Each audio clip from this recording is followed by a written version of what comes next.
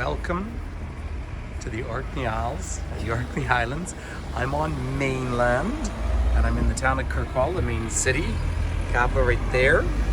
Now I was just doing a live Facebook live tour and I've been having reception issues all day. I think it's the big old granite stone buildings. And so I thought I'll just follow up with a nice little YouTube and take you in and show you St. Magnus Cathedral and a few of the sites. But here we are in Kirkwall, ladies and gentlemen. Orkney has been a dream of mine to see. I've stopped on a ship for one day, so it's not like we're really climbing into the history of Orkney in a meaningful way. But this is a fascinating place. It's because, well, a lot of reasons. Well, we're in the far north. We're above the north of mainland Scotland, mainland Britain. We're above John O'Groats, the highest place you can drive to in the UK. You take a ferry over to this archipelago of islands. Now, there are archaeological sites here giving absolute concrete proof of people living here 8,500 years ago, maybe even longer. You have some of the most important archaeological sites in all of Europe here. Now, does that mean that life and civilization, so to speak, started up here in Orkney? Of course not, but it was preserved here. And there's sites all over these islands. I strongly encourage you to look at some of the different YouTube channels that talk about more and more of the history up here. But here in Kirkwall, there's about 8,000 people, 7,500 or something. Look at this one here. I just noticed this earlier today.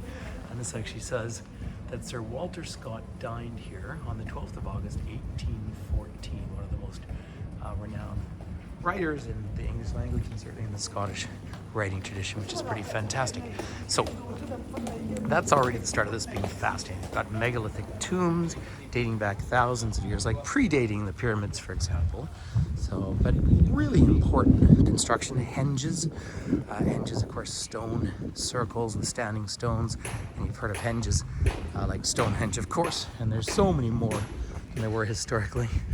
This gentleman has been working all day on this construction over here. A huge amount of work. It's interesting to see how they're working the rock. But then, by about the 900s, you start to get the Vikings moving, or the Norse moving in here. And you have a huge variety of older buildings mixed in. And so Orkney was actually part of what was that sort of Norwegian empire. And about the same time that William the Conqueror, who was also of Viking origin, was coming up from Normandy into what is now England, you had the Vikings using this as a major center of their world and their seafaring world. And eventually, by the later 1400s, this goes over and becomes a royal borough of the Kingdom of Scotland under King James III. Now, I'm not trying to give a whole history lesson because even though I've read about this place for years, it is my first time here. So I've come here on a ship, say on a cruise ship, and just I'm having so much fun with a lovely group of people. But what attracted me most to this itinerary was coming up here. And it is amazing the huge role this has played. Now, it's interesting, they've got lots of whiskey up here, seems appropriate. And there's some gin as well, but Kirkwall, let me tell you, excuse my pronunciation, but was the original Viking name for the area. And so this is their one sort of pedestrian street down through the town. And it's a real treat to walk down here. In this shop, you can buy roll mops. They have lobster and crabs. So fishing, historically, a huge part of the economy. By the way, I always like to mention that when you get up north here, you see puffins. And puffins, of course, are just considered some of the most beautiful little birds in the world. They're a fishing bird. But where they're really fun to watch is when they're out on the water, they kind of look like they're running across the top of the water, and that's because they're going after herring. And that seems pretty appropriate. I like to go after herring too. But they sort of flap their little dark wings, those beautiful big beaks of theirs, as they make their way through. So this is all this pedestrian zone. But I'd like to loop around. I just try not to put the camera into people's faces too much, obviously, as best I can. But, you know, a good, strong economy here now. And that's been I presume, a lovely change from what would have been a very austere existence. Although again, because this has been home to populations for literally thousands of years.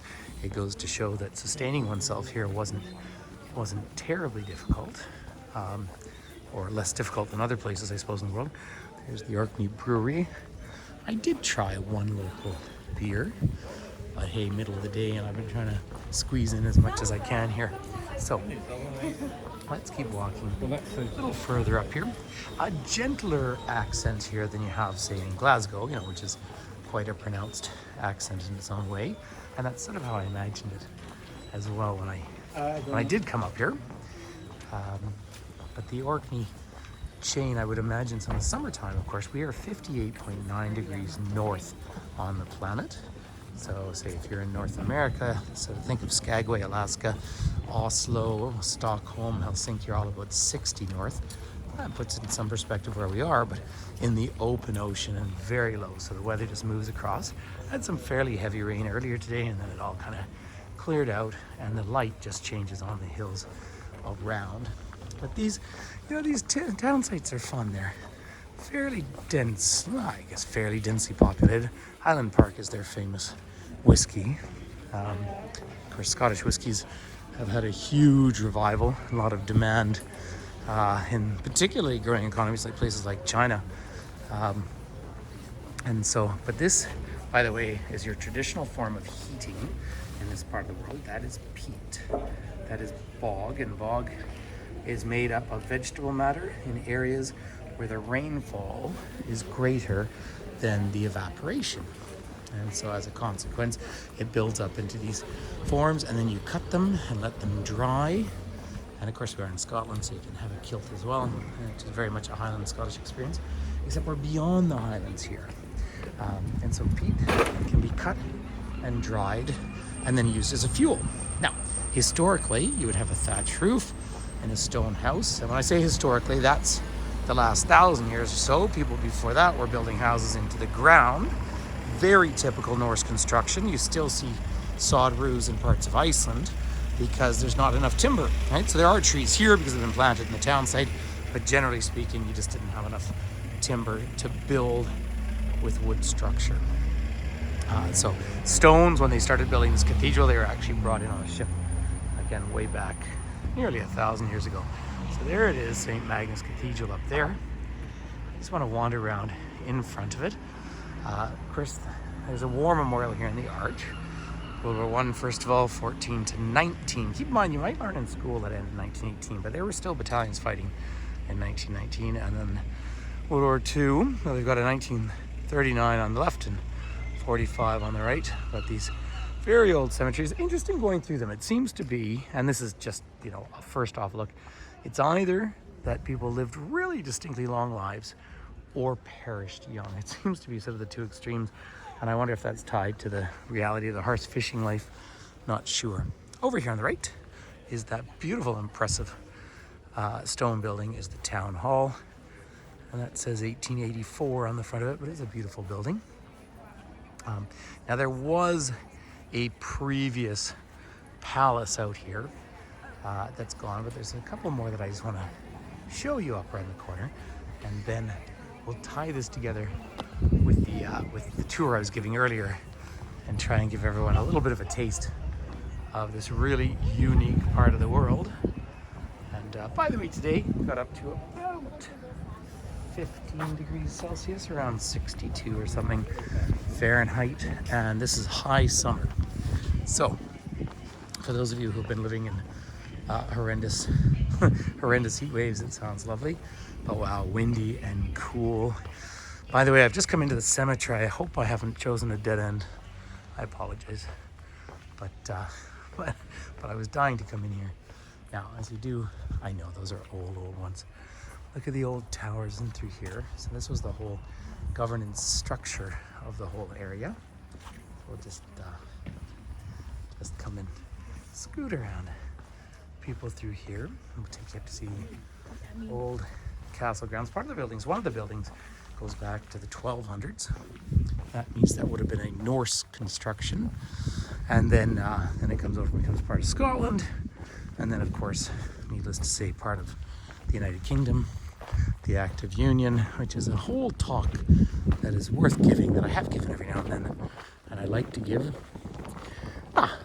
Well, apparently we can come back, because turns out the cemetery wasn't a dead end. Let's just wander out here. Now the houses, by the way, these Victorian, very Scottish houses up the hill are 1880s. This is the Bishop's and Earl's Palace here. And I was in here looking around earlier today with my group, and then the rain came and got us at that point. But it is pretty fabulous to see and explore. So that's just a little bonus intro to this very, very interesting place. A place that I have wanted to come to for years and years and years. Getting here is either tough or not tough. Like I saw a camper from Germany today that would have driven all the way up. So you can do it. Cruise ship, it's always the same deal with a cruise ship. You get to so many unique places. And the sailing yesterday happened to be good weather and was just fascinating. The trade-off to that, of course, is that you never stay the night and you have to squeeze everything into a day. So, well, there's arguments both sides. The social side on the cruise ship is wonderful. Well, even if you're just a few people, you can make friends. On the other hand, like I'm traveling with a group and it's lovely. In fact, other people are joining my group because they're so much fun.